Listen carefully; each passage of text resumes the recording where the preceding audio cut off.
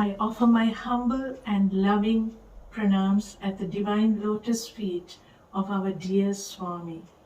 Sai Ram to my dear Sri Sai family. I feel so blessed to share with you some of the most precious moments and personal experiences with Swami that enriched my life and continues to inspire and guide me. I wish to take this opportunity to convey my sincere thanks to our dear uncle and Professor Anil Kumar to have introduced me to the Sri Sai family, who have devotedly taken all of us on the journey of divine inspirations that leads us to remain connected with Swami and be merged in his supreme love and bliss. A special thank you to Sister Archana Sai for giving me this wonderful opportunity to be part of this divine journey. To begin with, it was my late mother, an ardent devotee, who first introduced Swami to our family in the late 1960s when she read an article on Swami's divine incarnation in the magazine called Illustrated Weekly of India. Ever since I was 8 years old, it was because of her inspiration and unshakable faith in Swami and his teachings that Swami became my living God on earth. My childhood days were spent enjoying listening and singing bhajans at home and at the Sai Center. When I was about 13 years old, one day my father returned from work with high fever and later developed a severe stroke that left him partially paralyzed and also a loss of his memory. The doctors had given up hope of him returning back to his normal self again. This was shocking and sad news to my mother and was in such a dilemma, as my father was the only earning member, and with 3 young children, her only hope and refuge was Swami. During the time my dad was ill in hospital, one of our family friend and a devotee who had returned from Parthi gave Swami's vibhuti and a ring with Swami's photo on it and gave it to my mother to be given to my dad. My mother put Swami's ring on my father's finger and applied Swami's vibhuti on him. She would daily pray and chant the 108 names of Swami at my father's bedside. Day or two later, one afternoon, in the hospital, my father suddenly woke up from his sleep and with difficulty tried to get off his bed. His speech was not clear as he was stammering to say something, pointing to Swami's ring on his finger and indicated that Swami had come and blessed him and left the room, and he pointed to the door, the exit door. My brother, who was with my dad, ran out to check and he could not see anyone down the corridor. Couple of days went by, and soon, to our amazement and to the astonishment of the doctors, my father's health improved rapidly. He was able to walk and gradually to read, and his speech was getting better. This was unbelievable, a divine miracle unfolded and witnessed by my family, and it only strengthened my faith and devotion in Swami.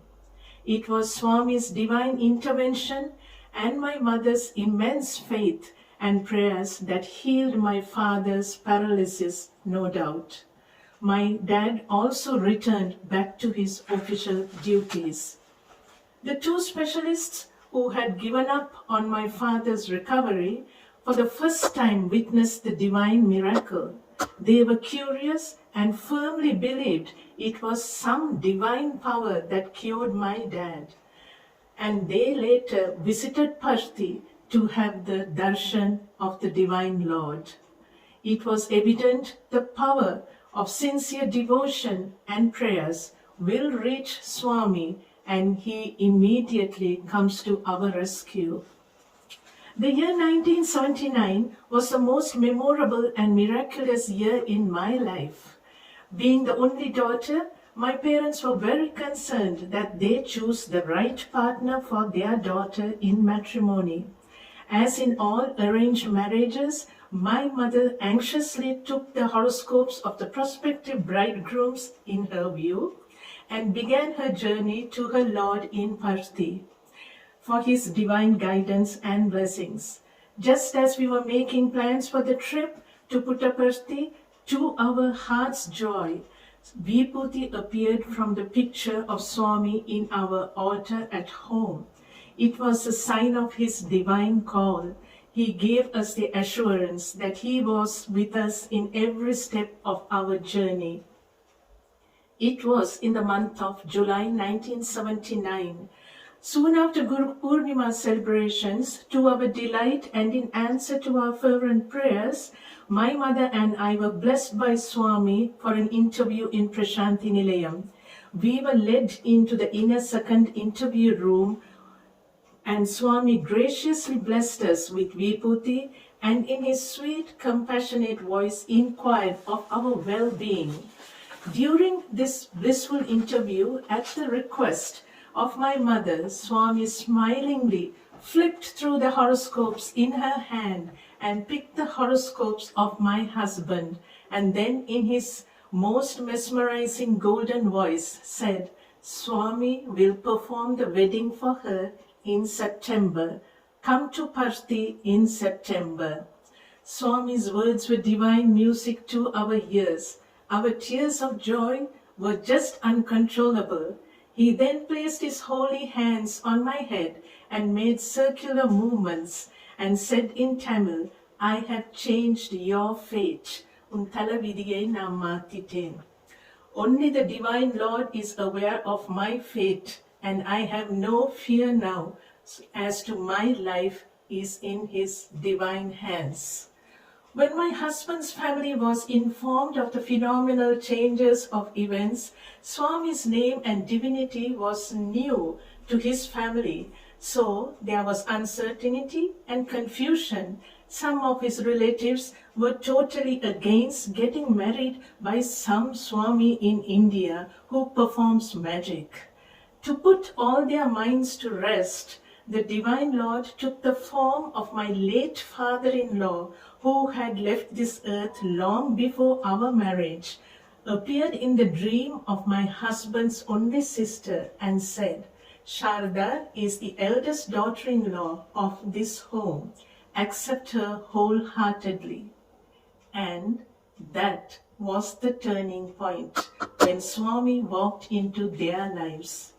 It was on September 11th, 1979 morning, along with my parents and my husband's family, Swami performed our marriage ceremony in the interview room at Prashanthi Nilayam. It was simply divine and heavenly. Swami made us sit on the ground before him. He materialized Vibhuti for all of us, and then came the most spectacular and enchanting moment. Swami, with his divine hands, materialized the sacred Mangal Sutra in a thread wet with fresh, fragrant turmeric, and asked my husband to wear it around my neck and to tie the 3 knots. While Swami was chanting the Vedic hymns and blessing us with rice and flowers, he thereafter blessed the wedding rings and made us exchange the rings. Swami began his nectar-like divine sermon. His manifestation of love and compassion is beyond words. The reflection of 1,000 mothers poured as his divine advice to a newly married couple. Swami mentioned that husband and wife are like the left and right side of the heart. Both sides have to function together effectively for the heart to function smoothly. Both husband and wife to function unitedly in life must be together. They must eat together. All acts of social, religious events and charity must be performed together. in the presence of each other. Swami then looked at me and advised me, when your mother is upset with you, you do not run away from home. Likewise, when your mother-in-law upsets you, do not run away from home, he said smilingly. The wife is a Lakshmi of the house, always smiling and radiating love.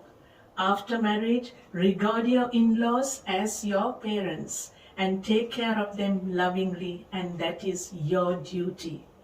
At the end of the ceremony, Swami made us garland him.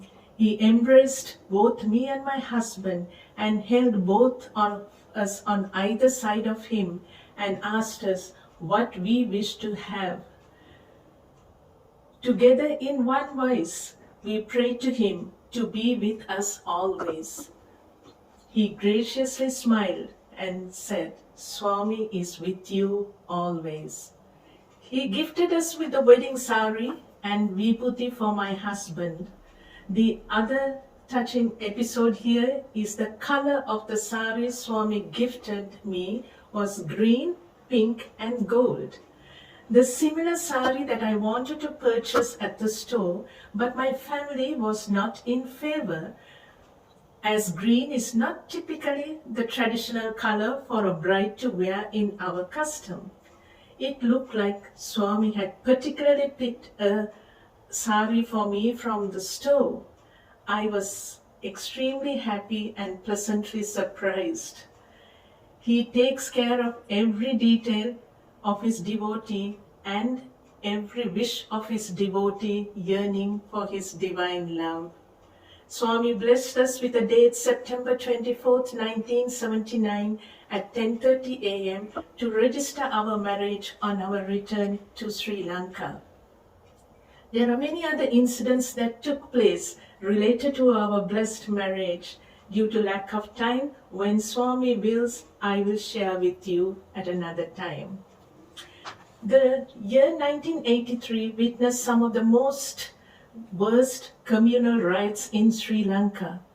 Being members of the minority group, we were targets of the attacks.